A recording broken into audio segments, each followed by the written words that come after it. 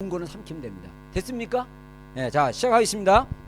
자, 다윗이 하나님께 한 서원이 뭐냐? 온 마음을 다해서 하나님께 추구하는 거라 그랬어요. 그래서 다윗은 젊은 시절에 하나님께서 거하실 처소를 마련하는데 자신의 삶을 바치겠다라고 서원했다는 것입니다. 그래서 이 처소는 이 땅에서 하나님의 인재가 특별한 방법으로 나타나는 장소를 의미한다. 다윗이 그의 생전에 하고자 했던 일은 자기 시대에 예루살렘에 하나님께서 거하실 처소를 세우는 것이었다 얘기하고 있죠. 시편 132편 1절에서 8절 말씀에 나와 있는 중요 내용들을 우리 한번 읽어보겠습니다. 우리 경미자매 읽어주세요. 여호와여, 다윗을 위하여 그의 모든 겸손을 기억하소서. 그가 여호와께 맹세하며 야곱의 전능자에게 서원하기를 내가 내 장막집에 들어가지 아니하며 내 침상에 오르지 아니하고 내 눈으로 잠들게 하지 아니하며 내 눈꺼풀로 졸게 하지 아니하기를 여호와의 처소 곧 야곱의 전능자의 성막을 발견하기까지 하리라 하였나이다. 여호와여, 일어나사 주의 권능의 궤와 함께 평안한 곳으로 들어가소서. 시편 132장 1절부터 8절 말씀. 아멘. 예. 자, 이 시편의 기자가 말하기를 다윗은 어떤 삶을 살았느냐? 하나님의 전능자, 이스라엘의 전능자이신 하나님이 그 성막을, 그러니까 다윗은 하나님의 법궤를 취했단 말이에요. 근데 그 법궤가 거할 처소를 발견하기까지 내가 잠을 자지 않겠다, 이런 소원과 갈망이 있었다는 거죠. 여러분, 하나님은 그 다윗의 그 마음의 중심을 보셨던 거예요. 여러분, 우리가 하나님을 만나더라도 중심에서 만나는 거랑 하나님은 축복해 주시고 이런 어떤 그런 데서 만난 거랑 수준이 달라요. 우리가 하나님의 본질과 그분의 존재 자체를 만나게 되면 우리 안에 어떤 갈망이 있냐면 나의 삶의 모든 것이 하나님 중심으로, 그래서 하나님이 우리 가운데 마음의 소원을 부어줍니다. 그러면 우리는 그 마음의 소원을 가지고 실행하면 그게 하나님 우리에게 주신 삶의 비전이 될 수 있는 거예요. 그래서 여호와를 기뻐하라, 그리하면 저가 너의 마음의 소원을 이루시라. 시편의 말씀에 그런 말씀이 있거든요. 이러듯이 우리 안에 하나님이 주신 소원이 있어야 돼요. 저는 그게 비전이라고 생각합니다. 저는 오클랜드 기도의 집이 그런 비전이 있다고 생각해요. 제가 생각한 게 아니에요. 하나님이 소원을 주셨어요. 하나님 기뻐하신 자리니까. 다윗은 하나님의 임재와 하나님의 권능과 능력을 상징하는 여호와의 법궤가 거할 처소, 그게 예루살렘에 있어야 된다고 생각을 한 거예요. 하나님 그런 마음 주셨어요. 그래서 그 소원을 위해서 자신의 삶을 바치겠다라고 서원했다는 거죠. 두 번째, 다윗은 온전한 헌신 가운데 그가 가진 모든 것, 시간, 재능, 재정을 다하여 주님만을 섬기며 따르겠다라고 서원하였다. 그 서원은 첫 번째, 하나님의 전에서 시간을 보내는 것이다. 자, 시편 27편 4절 말씀만 읽어주세요. 내가 여호와께 바라는 한 가지 일, 그것을 구하리니 곧 내가 내 평생에 여호와의 집에 살면서 여호와의 아름다움을 바라보며 그의 성전에서 사모하는 그것이라. 아멘. 아멘. 자, 여호와의 전에서 시간을 보내는 게 굉장히 중요합니다. 지금 현대 이제 포스트 모더니즘의 사회에 있다 보니까 교회는 주일날 한 번 예배도 짧게 1시간 정도만 드리면 만족하는 건데, 그거는 주님을 모르는 자들이에요. 우리가 정말 주님을 사랑한다면 우리가 주님 전에서 주님을 만나는 게 중요합니다. 물론 이렇게 말하는 사람들이 있습니다. 예배만 잘 드리는 게 아니라 삶에서 그의 열매와 성품들을 나타내고 삶으로 예배 드려야 된다. 맞아요. 근데 그게 전부가 아니에요. 우리가 주님의 전에서 그분과 함께 시간을 보내는 게 굉장히 중요합니다.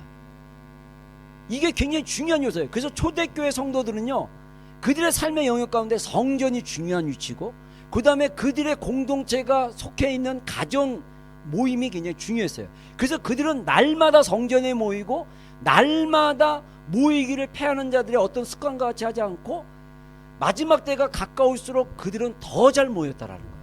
여러분, 그래서 하나님이 기뻐하시는 게 뭐냐면요, 지금 이 나라의 현지인 교회들도 있지만은 교회를 오픈을 안 해놔요.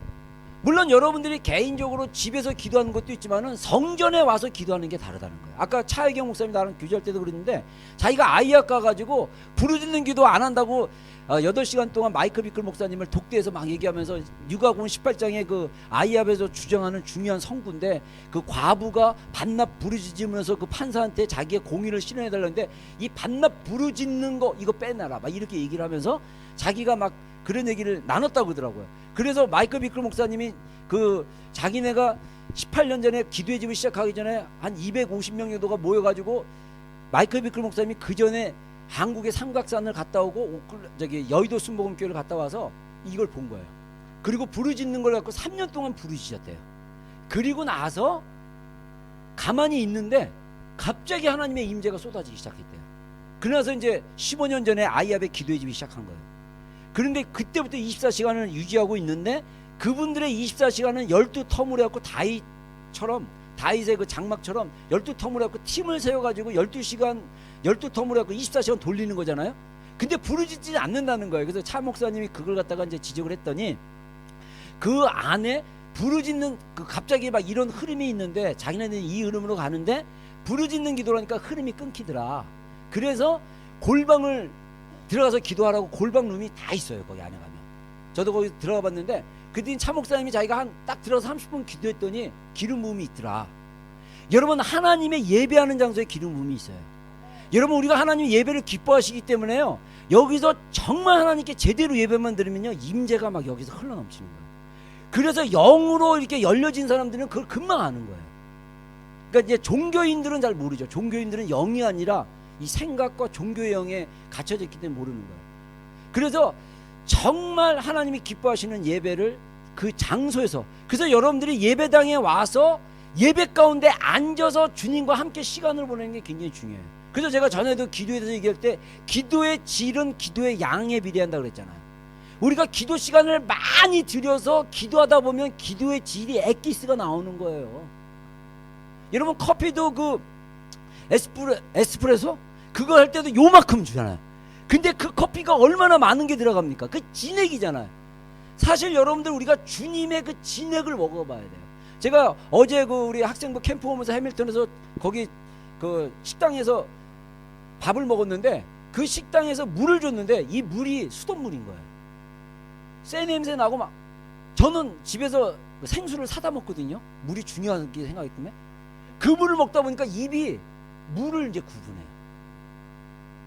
그래서 저는 음료수 별로 안 좋아해요. 물만 좋아해요. 근데 그 물을 딱 마시는 순간 수돗물 냄새가 나서 못 마시겠어.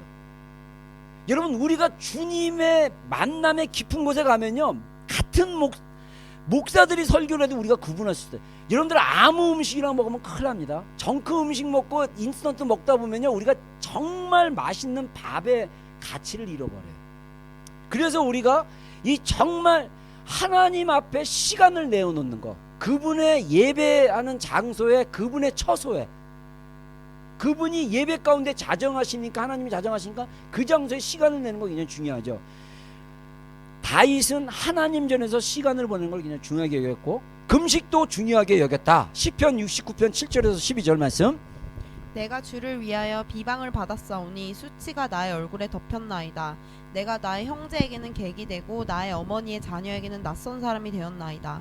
주의 집을 위하는 열성이 나를 삼키고 주를 비방하는 비방이 내게 미쳤나이다. 내가 곡하고 금식하였더니 그것이 도리어 나의 욕이 되었으며 내가 굵은 배로 내 옷을 삼았더니 내가 그들의 말거리가 되었나이다. 성문에 앉은 자가 나를 비난하며 독주에 취한 무리가 나를 두고 노래하나이다. 예, 아멘. 다윗이 금식하게 된 동기가 뭐냐면 주변에 괴롭힌 사람이 너무 많다는 거예요. 그래서 곡하고는 울면서 금식했다고 했어요.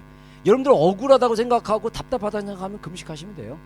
예, 금식만큼 또 강력한 게 없으니까 금식할 때 제발 밥만 굽지 마시고 이 모든 인터넷이나 모든 걸 다 끊어버리시고 주님에게만 집중하는 게 굉장히 중요합니다. 자, 세 번째, 재정적인 헌신이 있다라는 거죠. 역대상 22장 14절 말씀. 내가 환난 중에 여호와의 성전을 위하여 금 10만 달란트와 은 100만 달란트와 녹과 철을 그 무게를 달 수 없을 만큼 심히 많이 준비하였고 또 제목과 돌을 준비하였으나. 예, 다윗이 하나님의 거하실 처소 성전을 위해서 이렇게 환난 중에 준비했다는 거예요. 어려운 가운데서도 준비했다. 그러니까 우리가 하나님을 사랑하면 우리가 이 재정적인 헌신은 자연스럽게 일어날 수밖에 없다. 라는 걸 얘기하는 거죠. 그 다음에 네 번째로 예배에 대한 하나님의 영광에 하나님의 명령을 따르는 것이었다. 그래서 하나님이 다윗에게 어떠한 예배의 모습으로 예배드릴지를 명령하신 것을 따랐다는 겁니다. 우리가 이제 그거 이제 좀 이따 얘기하겠습니다. 그래서 다윗의 서원은 역사를 바꾸었고 각각의 내용들은 오늘날 여전히 그 서원을 붙잡고 계승한 사람들에 의해서 계속 지켜지고 있다. 바로 이런 서원이 마지막 때 예배 부흥운동의 심장이 되었다. 주님께서는 지금 이 서원을 온전히 붙잡는 수백만의 성도들을 일으키고 계신다. 하나님이 일으키고 있다는 거예요. 여러분, 차 목사님이 여기 와서 집회했던 어떤 교회에서 첫날 집회하고 나서 그 다음날 집회하기로 했는데 못했대요. 거기 있는 교육자가 이단이라고 정죄하는 바람에. 그래가지고 가정에 모여서 지금 이제 계속 집회하는 중이고 오늘 마지막 전 이제 모이게 됐는데, 그러면서 뉴질랜드가 정말 목사들은 다 죽었다. 근데 성도들이 살아난 사람들이 있더라. 그 얘기하는데 죽지 않은 저는 있잖아요, 그렇죠? 근데 중요한 거는 그래서 오늘 마지막에 저를 만나게 해갖고 죽지 않은 사람이 있구나 이걸. 근데 중요한 거는 뭐냐? 성도들한테 내가 그 얘기를 때문에 그 얘기를 했어요. 하나님이 마음을 부어주면 주님의 신부들은 반응할 수밖에 없는 거예요. 여러분들, 우리가 금요일날 잠자고 있는 신부들을 깨우라고 그러잖아요. 여러분, 잠자고 있는 신부들을 깨우는 사람이 누구냐? 신랑의 친구예요. 여러분, 혼인잔치는 예수님의 재림을 예표하고 있습니다. 예수님의 재림의 때가 가까웠는데 교회들이 준비를 안 해요. 제가 어제도 어느 목사랑 교제하면서 너무 답답함을 느꼈어요. 오랫동안 그렇게 교제하고 마지막 때 얘기하는데 먹힌 것처럼 얘기하면서 또 시비를 거는 거 보고, 야, 제가 세상 말로 학을 떼어버렸어요. 이렇게 막힌 사람이 굉장히 많아요. 근데 본인은 주님과 교제를 잘하고 있다고 생각해요. 그러니까 이런 착각을 할 수도 있다니까요. 저는 그걸 통해서 정말 주님을 사랑하면요, 주님이 그 심장을 붙들게 돼 있고 주님의 마음 가운데를 끌고 가게 돼 있는 거예요. 여러분, 그래서 우리가 생각으로 따라가지 마시고 우리의 영으로 주님을 따라가는 여러분이 되기를 바랍니다. 그래서 우리가 영으로 주님을 더 집중하시기 바랍니다. 여러분들, 굉장히 중요해요. 그래서 정말 이 마지막 때 하나님이 다윗과 같은 마음을 부어주고 그런 성도들을 전 세계 가운데 일으키고 있다. 하나님의 주권적인 역사고 그 일을 하시는 거예요. 자, 그 다음에 네 번째, 이 4번 다윗의 이러한 서원은 그 마음속에 하나님이 원하시는 예배 형태에 대해 통찰력을 받을 수 있는 바탕을 마련해 주었다. 요한복음 4장 23절, 아버지께 참되게 예배하는 자들은 영과 진리로 예배할 때가 오나니 곧 이때라. 아버지께서는 자기에게 이렇게 예배하는 자들을 찾으시느니라. 자, 참된 예배하는 자들을 아버지께서 찾으신다라는 거예요.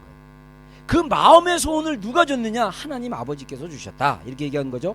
5번, 다윗은 하늘 보좌에서 드려지고 있는 예배에 대한 계시를 받았다. 역대상 28장 11절로 19절 요약해서 한번 읽어보겠습니다. 다윗이 성전의 설계도를 그의 아들 솔로몬에게 주고 또 그가 영감으로 받은 모든 것의 설계도를 주고 또 제사장과 레위 사람의 반열과 여호와의 성전에서 섬기는 모든 일과 다윗이 이르되 여호와의 손이 내게 임하여 이 모든 일의 설계를 그려 나에게 알려주셨느니라. 예, 자, 이 다윗이 하나님의 성전, 솔로몬이 지은 성전에 대한 설교도를 갖다가 만든 이유가 뭐냐면 하나님이 계시로 알려준 거예요. 그래서 솔로몬의 성전은 하나님의 보좌에 드려지는 예배에 대한 계시였다. 이렇게 얘기하고 있는 거죠. 그래서 시편 119편 96절에 내가 모든 완전한 것 하나님의 보좌의 정점을 극치를 보았나이다 라고 얘기하면서 다윗은 그 놀라운 하나님의 그 보좌의 그 계시 가운데 들어갔다는 거죠. 여러분, 저는요 다윗을 알면 할수록 대단하다고 생각해요. 다윗은 왕이었지만 선지자였고, 선지자이면서 또 뭐냐? 예배자였고. 제가 그 이번에 고난주간 말씀 그 가상칠언 이렇게 하면서 내가 목마르다 뭐 이런, 내가 목마르다부터 뭐 엘리엘리아바사 이런 말씀이 다 다윗의 고백이었어요. 다윗은 이미 예수님께서 십자가에서 당하실 고난을 그의 삶 가운데 당함으로써 그 예배의 노래로 만들고 고백하는 게 일어났다는 거예요. 그게 놀랍다라는 거예요. 여러분, 우리의 삶이 그리스도의 임재가 있는 삶이 될 수도 있습니다. 우리가 정말 주님의 마음 가운데 행동을 하고 우리가 주님의 마음으로 삶을 살아내기 시작하면 사람들은 우리의 삶의 그 모습을 통해서 주님의 일하심을 볼 수 있다는 거예요. 그럼 이게 굉장히 놀랍죠. 자, 다음 페이지 보면요, 6번에 요한계시록 4장과 5장은 하나님의 보좌 주변에서 드려지고 있는 예배 형태에 대해서 묘사하고 있다. 하나님의 보좌 가장 가까이에 둘러있는 자들은 새 예루살렘에서 가장 영광되고 중요한 임무인 24시간 찬양하고 중보하라는 하나님의 뜻을 이루고 있다. 그래서 이 다윗이 보았던 이 예배는 하나님 보좌의 예배인데, 하나님 보좌 주변에 있던 예배인데, 그게 요한계시록 4장과 5장에 나와 있다. 그래서 요한계시록 4장 8절과 10절 보면 어떤 말씀이 있습니까? 읽어주세요. 내 생물은 밤낮 쉬지 않고 이르기를 거룩하다 거룩하다 거룩하다 주 하나님 곧 전능하시니여 24 장로들이 보좌에 앉은 이 앞에 엎드려 세세토록 살아계시는 이에게 경배하고. 예, 내 생물은 뭐냐면 크리에이션이에요. 어떤 건지는 모르지만 사도 요한은 이렇게 표현할 수밖에 없어요. 내 생물이 밤낮 쉬지 않고 하나님을 거룩하다 거룩하다 거룩하다 주 하나님이여 곧 전능하신 이여, 그리고 24 장로들이 세세토록 살아계신 이에게 경배하고. 여러분, 제가 맨날 자기 결단하지 말라는 이유가 그거예요. 거룩하다 거룩하다 거룩하다, 그분을 예배하고 경배하는 게 굉장히 중요합니다. 그걸 하나님 보좌에서 그런 예배를 드리고 있다는 거죠. 맨날 결단하는 거 자 싫어. 자, 계시록 14장 2절부터 3절 보겠습니다. 내가 하늘에서 나는 소리를 들으니 많은 물소리와도 같고 큰 우레소리와도 같은데 내가 들은 소리는 검은 고 타는 자들이 그 검은 고를 타는 것 같더라. 그들이 보좌 앞과 내 생물과 장로들 앞에서 새 노래를 부르니. 예, 보좌 앞에 어떤 소리가 들렸냐? 많은 물소리 같고 우레소리. 우레가 뭐냐면 천둥번개 소리 같은 거. 찬양을 그렇게 했다라는 거예요. 그리고 새 노래가 풀어졌다는 거예요. 여러분, 그래서 하나님이 소수가 모여서 예배하는 거 기뻐하세요. 근데 마이클 비클 목사님도 얘기하지만 한 달에 한 번 정도는 성회를, 요에서에서 말한 것처럼 금식일로 정하고 성회를 선포하라는 거예요. 그래서 그 도시에서 주님을 사랑하는 자들이 모여가지고 예배하고 소리질러 기도하고 막 그러는 거예요. 찬양하고 막 큰 소리로. 할렐루야. 저는 오클랜드 기도의 집이 이제는 한 달에 한 번씩 금식 선포하고 오클랜드 도시에 성회를 선포하고. 할렐루야. 야, 그런 예배 진짜 하고 싶어요. 하나님 그걸 너무 원하신다는 거죠. 요한계시록 5장 8절과 9절에 내 생물과 24 장로들이 새 노래를 불렀다. 새 노래를 만든 것도 중요하고, 요한계시록 5장 13절부터 14절 한번 읽어주세요. 내가 또 들으니 하늘 위에와 땅 위에와 땅 아래와 바다 위에와 또 그 가운데 모든 피조물이 이르되 보좌에 앉으신 이와 어린 양에게 찬송과 존귀와 영광과 권능을 세세토록 돌릴지어다 하니 내 생물이 이르되 아멘 하고 장로들은 엎드려 경배하더라. 아멘. 자, 이게 바로 요한계시록에 나와 있는 예배 형태인데, 다윗은 그 예배를 정말 보고 그런 예배를 이렇게 하나님의 명령에 따라 순종했다, 이걸 얘기하는 거죠. 7번에 보면 이 킹 제임스 버전에 하나님께서 찬양 중에 거하신다, 그거는 그분 자신의 삶을 드러내신다라고 기록되어 있다. 다윗도 시편 말씀에 우리가 찬양을 올려드릴 때 하나님께서 그분의 권능을 나타내신다라고 기록했다. 자, 시편 22편 3절 이스라엘의 찬송 중에 계시는, 근데 이 계시는 그 영어의 의미가 보좌에 거하다. 그 뜻은 뭐냐면 보좌의 권능을 나타내다.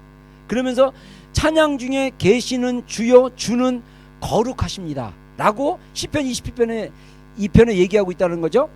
그래서 우리가 하나님을 찬양할 때 이 전능하시고 권능 있는 하나님의 모습이 드러난다는 거예요. 여러분, 정말 우리가 찬양 중에 거하시는 주님을 경험해야 돼요. 저는 제 기억에 1988년으로 기억하는데, 군대 제대하고 복학해서 막 할 때 온누리 서울에 있는 서빙고의 온누리 교회에서 그때 목요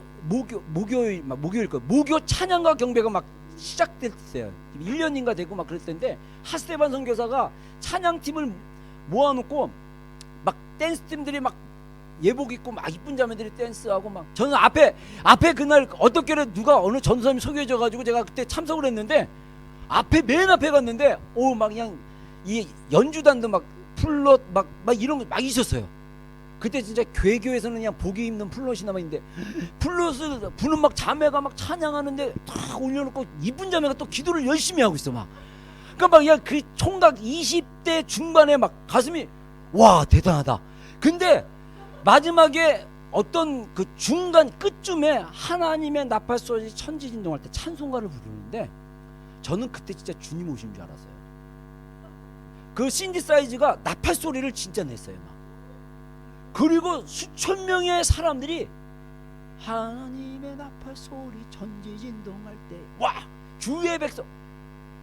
저는 그 찬양 중에 주님의 그 강력한 그 수천 명이 부르는 그 노래와 찬양 중에 강력한 기름이 그때부터 제가 예배에 대한 그래서 저는 예배가 막 열리고 막 기름 부음 있으면 말씀이 막 와요. 진짜 주님의 마음이 제 마음 막 와서 부어져요. 여러분 굉장히 중요합니다. 찬양 중에 하나님의 존재가 드러난다는 거. 그래서 주님이 그 예배를 기뻐하신다는 거. 다윗은 그걸 경험했단 말입니다. 자 8번에 보면 시편에 기억한 대로 다윗은 천상의 예배에 대하여 받은 계시는 다윗의 장막에 영안에서 세워진 통치체제와 24시간 연속 예배와 중보기도의 기반을 둔 다윗의 보좌 왕권의 기초를 형성하였다.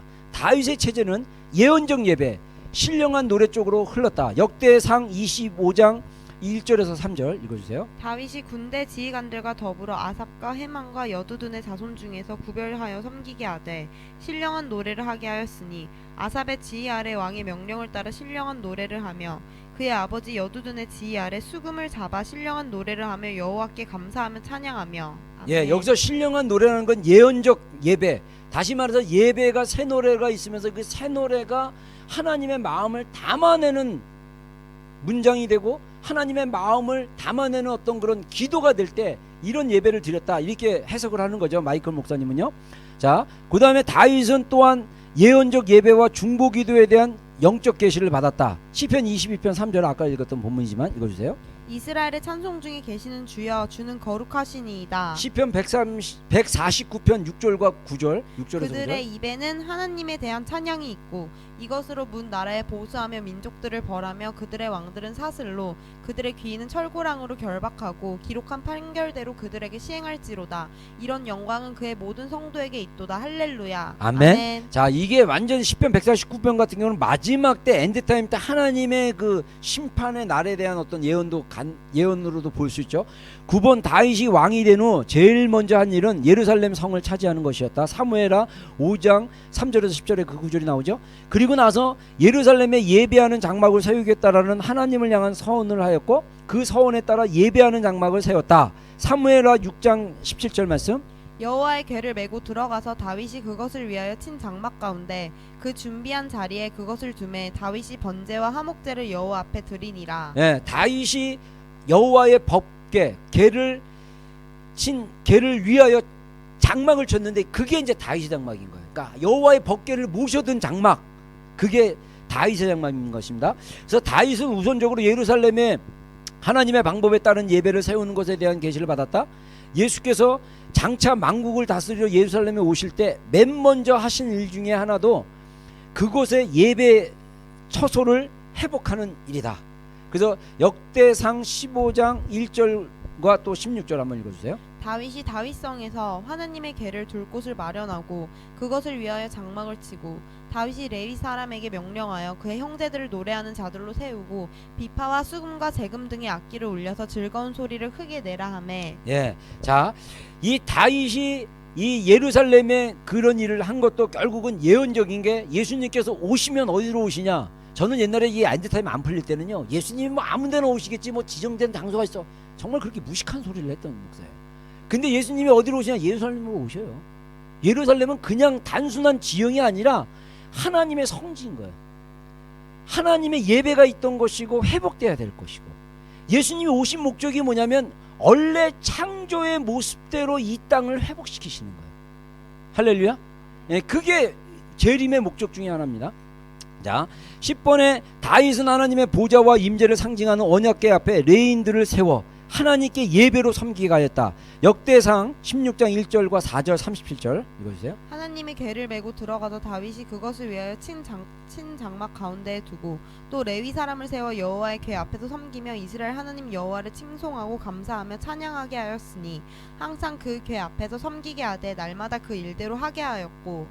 예. 자, 하나님의 보좌와 임재를 상징하는 그 언약궤 앞에 하는 24시간 예배할 수 있도록 다윗이 이렇게 그 세팅을 해놨다는 거예요. 그 다윗의 그 예배 체제였다는 거죠. 자, 다음 페이지 3페이지에 보면 11번에 다윗은 4,000명의 악기 다루는 자, 288명의 찬양하는 자, 12시간 12타임 24시간, 뭐 12명 24시간 이거 있죠. 그 다음에 그 4,000명의 문지기 등 도합 약 10,000명을 직접 자신의 재정으로 후원하여 전임 사역자로 세웠다.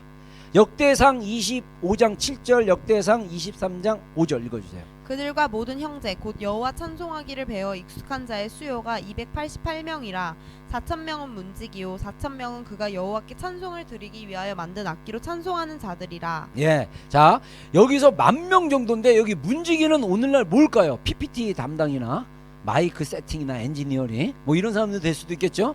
그 다음에 찬양하는 자가 288명이었고 악기를 연주하는 자가 4,000명이었다는 거예요. 대단하죠? 예.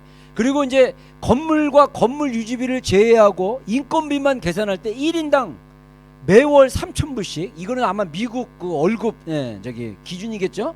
5,000명에게 1년간 월급을 주려하면 약 2억 불의 재정이 필요하다. 이 시대에 이런 규모의 기도의 집이 12개가 있다면 연간 인건비로만 미국 돈으로 24억 불이 필요하고, 이것은 학계 2장 6절과 8절에서 나오는 마지막 때의 부의 이동과 관련이 있다. 자, 학계 읽어보겠습니다.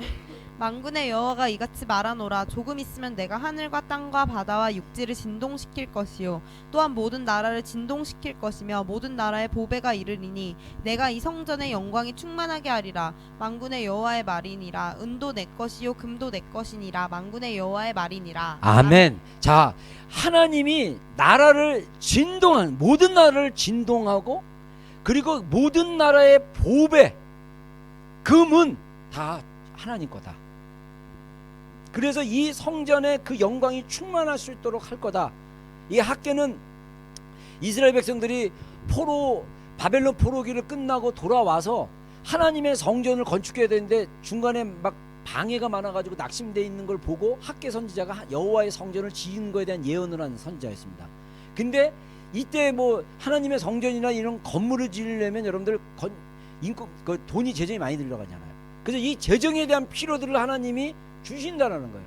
여러분들, 저는 전에도 얘기했지만은 우리 정말 이 크리스찬들 중에 하나님이 예배하고자 하는 마음들이 있으면 그 예배자들을 월급 저는 미니멈 웨이지를 좀 줬으면 좋겠어, 우리 교회에서. 그래가지고 그냥 예배자로 세우는 거예요. 할렐루야. 예.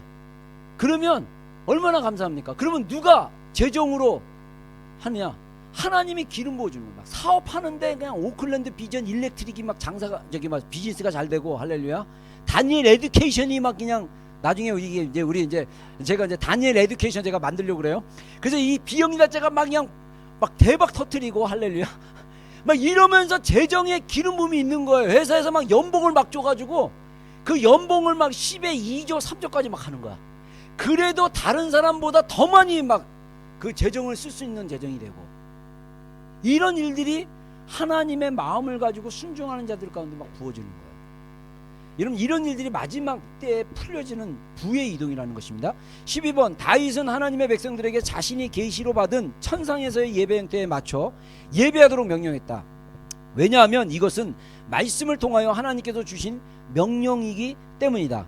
역대하 29장 25절. 왕이 레위 사람들을 여호와의 전에 두어서 다윗과 왕의 선견자 각과 선지자 나단이 명령한 대로 재금과 비파와 수금을 잡게 하니 이는 여호와께서 그의 선지자들로 이렇게 명령하셨습니다. 예, 여기서 보면 선견자 갓과 선지자 나단, 그리고 다윗, 이런 사람들이 그냥 예배에 대해서 하나님이 주시는 계시가 있었기 때문에 그것을 풀어냈다는 거죠. 그래서 마이크 비클 목사님은 그 아이압이 이런 시스템을 그분도 기도하면서 받아가지고 그걸 하시는 거예요. 근데 우리는 아이압을 100% 카피하는 것보다 아까도 얘기했지만은 이 한국 사람들의 또 정서가 있기 때문에 부르짖는 기도를 해야 돼요. 그래서 제 생각에는 이제 우리가 24시간 예배 기도의 집이 시작되면 저녁 12시부터 아침 한 6시나 8시까지 철야팀이 들어가서 한 2명만 헌신하면 돼요. 2명이 성경책 가지고 2시간씩 열방을 위해서 기도하는 거예요. 여러분 그거 진짜 내가 이스라엘의 숫갓 다비드 그 15명 정도의 그 청년 공동체가 그것을 했잖아요. 제가 거기서 충격받았어요. 충격. 하나님 마음 주시면요 그게 가능해요. 지금 아이압의 300명의 나이트 워치맨인가 그래가지고 이 팀들은요 특히 30대 20대 초반이랑 30대야. 이 사람들은 저녁 12시부터 아침 8시까지 8시간 그 팀을 맡는 게 300명이 팀을 맡아요. 대단하죠? 그래서 이 사람들은 아침에는 자요. 우리가 사실 게임하냐고 밤새 새벽 4, 5시까지 하는 놈들 있잖아요. 그런 애들을 세우면 돼. 그런 애들을.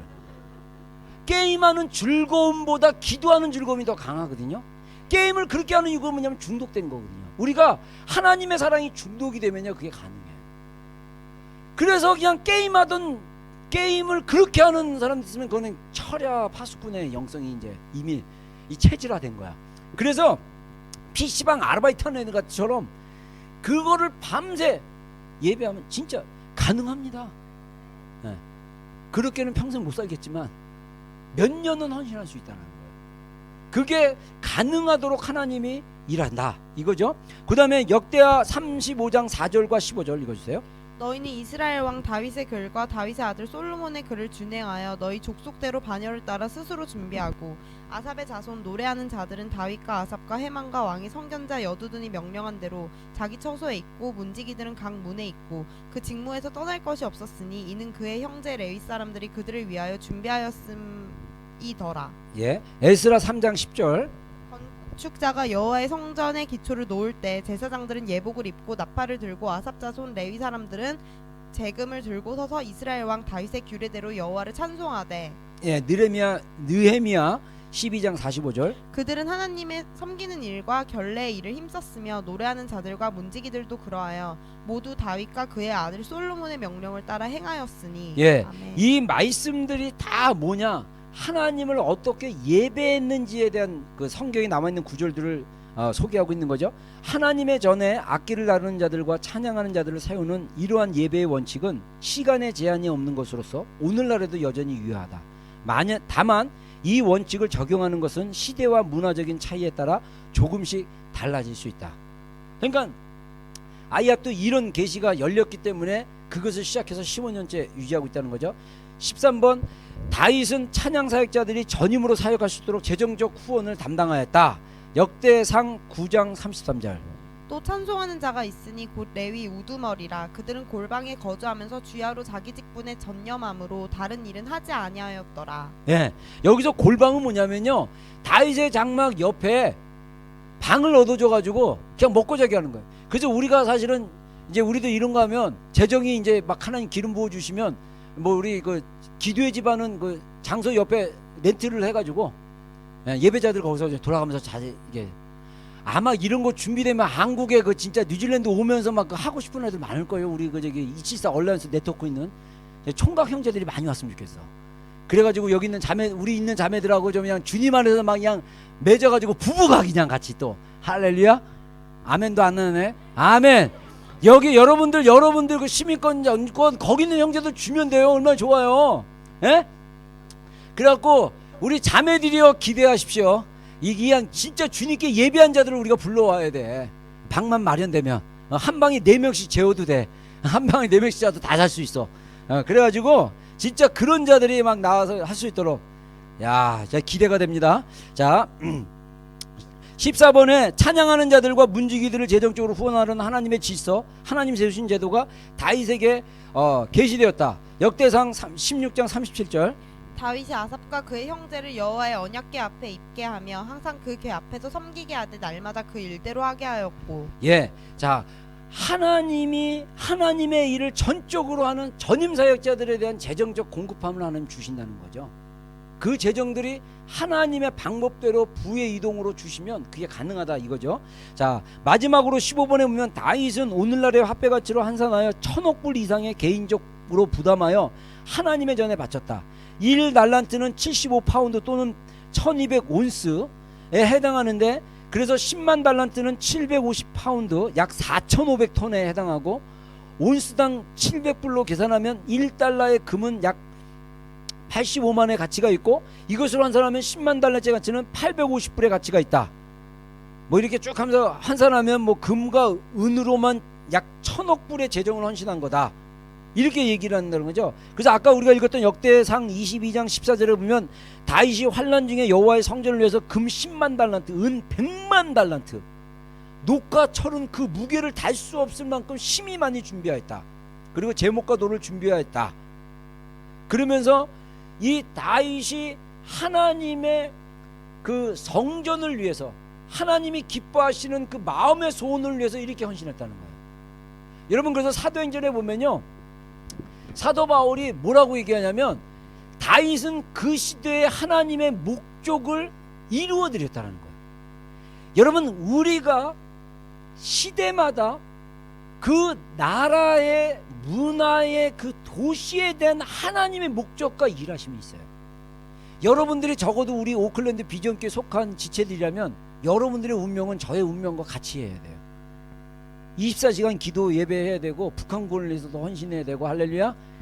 우리는 그래서 강력한 항공모함이 돼가지고 다른 교회들이 구축감 되고 막 정찰 이렇게 하고 막 이래서 정말 강력한 하나님의 일들을 이룰 수 있도록 해야 돼요.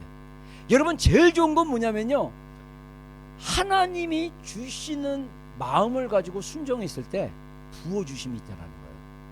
여러분, 저도 개인적으로 제 인생을 돌아보면요, 여러분들 제가 뭐 우리 제 개인 가정사에 대해서 많이 나눴지만 진짜 그냥 주님 모르고 살았다. 아마 잘 됐으면 역사 선생님 되고 공부 열심히 했으면, 아니면 경찰 순경시험 정도는 제가 합격할 머리는 됐어요. 갖고 순경 됐으면 어려운 사람들 도와준다 그러다 나중에 부패 경찰로 또 이렇게 할 수도 있고, 그러다가 또 주님 만날 수도 있겠지만, 감사하게도 방황했던 청소년 시절에 주님을 만나고 신학교 20대 초반, 20대 때 중반에 기도하면서 주님의 어떤 그런 만남을 통해서 제 운명이 바뀌어졌잖아요. 그리고 저는 주님 만나자마자 주님이 시대적 사명을 줬어요. 그래서 저는 남북 통일이라는 게 저의 사명인 줄 알았어요. 근데 뉴질랜드로 가보니까 남북 통일이 목적이 아니라 이것은 마지막 때 예수님이 오실 때를 준비하는 모자이크의 한 그림에 불과한 거예요. 아까 차혜경 목사님 얘기가 이 아시안 화해가 동경에서부터 시작돼야 된다는 거예요. 그래서 이분의 역할이 뭐냐면 한중일 연합운동을 지금 하고 있대요. 아시안 화해 뭐 네트워크 뭐 이런 네트워크가 또 있대요. 그래가지고 이 기도의 집을 하는데 지금 후쿠오카인가 뭐 거기가 또 우리 최초로 1800년대에 1866년인가요? 신미양요 때 대동강변에서 순교한 토마스 선교사가 후쿠오카에 정박했다가 들어왔다라는 거예요. 그러면서 이 후쿠오카인가 뭐 거기가 굉장히 중요한 도시래요. 그래서 올해 하반기에 거기서 엄청난 컨퍼런스가 또 열린다고 하더라고요. 그래서 그 일을 하면서 지금 하나님이 주권적으로 일하고 계세요. 여러분, 중요한 거는요, 하나님이 일하시는 걸 따라가는 게 제일 좋아요. 우리가 뭘 하려고, 제가 이 엔드타임 열리고 기도의 집 딱 열리고 이게 마지막에 열리면서 제가 혼자 삽질하지 않기로 했어요. 하나님이 일하시는데 쫓아가면 돼. 그냥 거기에 타가지고 우리는 열심히 쫓아가면 하나님이 일하시는 데 가는 거예요. 지금 진짜 우리 하나님이 우리 교회를 선두주자적인 교회로 지금 깨우셔가지고 지금 일하고 있어요. 감사하게도 이 차 목사님이 그쪽 네트워크로 저를 만나라고 소개를 받았지만은 본인이 직접 안 하겠다 그래가지고 그냥 아무튼 오늘은 이제 만나서 제가 교제를 했지만은 나중에 이분이 오시면 이제 우리 교회에서 이제 아마 부르짖는 기도나 또는 이제 파수꾼 중보라든가 이런 걸 좀 풀어낼 수 있는 거예요. 그러니까 아까 대화를 나눠보니까 정말 티칭의 이름이 있고요. 이분들 여러분들 나중에 차혜경 목사 해갖고 유튜브 찾아보면요, 말씀이 굉장히 직선적이고요. 여러분들 들으면 저 박성호 형제보다 더 심해요, 말이. 그러면 이제 벌써 했죠. 겁났어요. 근데 본인도 박성호 형제가 되게 세다고 그런가. 그래서 우리 박성호 형제 3번 왔다니까 놀래긴 하더라고. 근데 근데 이분도 저는 여러분들 늘 얘기하지만 한 인간이 온전할 수 없어요. 예수님 외에는 온전한 인간 없습니다. 사도 바울도 자신의 연약함을 알기 때문에 자기 몸을 저 복종케 하고요.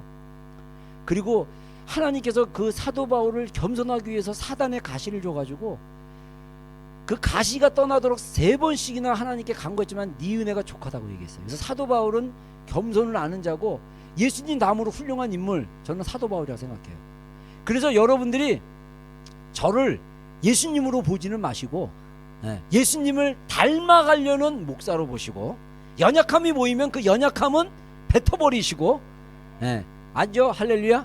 우리 서로도 마찬가지예요. 지체들 바랄 때 100% 완벽한 걸 기대하지 말고 연약함이 보이면 불쌍히 여기고 긍휼히 여기고 봐주면 돼요. 참 목사님의 메시지도 강력합니다. 근데 말의 표현이 직선적이에요. 그리고 이분이 가지고 있는 기름 부음이 강력해요. 근데 이분이 다 아는 건 아니에요. 그래서 저랑 약간 대화 중에 안 맞는 포인트도 있어요. That's okay. 우리가 그분에게 배울 수 있는 거라면 굉장히 많이 배울 수 있겠다라는 마음을 주셨습니다. 여러분들 기대하십시오. 이제 우리 교회가 이제 오클랜드에서는 깨어난 교회로 이제 열려졌기 때문에 이제 이런 분들이 이제 우리 교회로 와서 이제 계속 이제 사역을 풀어낼 거예요. 그래서 여러분들이 아직은 마음의 영이 확 열리지 않아서 따라가지 못한다 할지라도 꼭 그런 말씀의 집회에 꼭 참석하시고 은혜 받으시고 어느 순간에 딱 열려버리면 여러분들 인생의 비전이 확 바뀌고 하나님이 여러분의 인생 가운데 보여주는 데스티니가 보여. 나는 여러분들의 미래를 대충 알고 있어요. 언제 흩어져라 그러면 저 세계 열방으로 흩어질 리더들. 할렐루야. 진짜 뉴질랜드가 사명인 사람 뉴질랜드는 남아도 되고 준비하고 있어요. 여러분들 그 대신 떠날 때 주님이 떠날 때 떠나야지 함부로 떠났다가 고생 직사하게 해요. 여러분들 정말 진짜 하나님이 마지막 때를 위해서 사람을 준비하고 있는데 우리 교회는 그쪽으로 갑니다. 자, 우리 그래서 다윗이 서원했던 거에 대해서 오늘 배웠는데 우리 함께 좀 기도하고 우리 그룹 토이 있습니다. 여러분들 마지막 페이지 4가지 주제들이 있는데 이거 같이 토론하는 시간 갖겠습니다. 기도하겠습니다. 하나님, 다윗의 마음을 우리에게 부어주시고 다윗이 예배자였고 또한 다윗이 선지자처럼 하나님의 계시를 보았고 들었던 것처럼 하나님 우리가 그러한 삶이 되게 하여 주시옵소서. 그리고 다윗이 왕으로서 왕권을 가지고 권세를 가지고 자기의 영역에서 정말 하나님의 그 시대를 향한 목적을 이루어드는 것처럼 하나님 우리의 인생의 목적을 이루어드릴 수 있는 다윗과 같은 성공하는 인생, 다윗과 같은 예배자, 다윗과 같은 하나님의 놀라운 계시와 아름다움을 보고 듣는 선지자 같은 삶을 살 수 있도록 주님 축복하여 주시옵소서. 그래서 오클랜드 비전교회 속한 모든 지체들이 강력한 다윗의 마음을 가진 중보자, 예배자, 또한 왕과 같은 권세를 가진 강력한 사회에서 삶의 현장에서 능력 있는 권세자로 살아가는데 부족함이 없도록 주님 더 기름 부어 주시옵소서. 그룹 토익 가운데 더 깊은 이야기들이 나눌 수 있도록 주님 축복하여 주시옵소서. 예수님의 이름으로 기도했습니다. 아멘.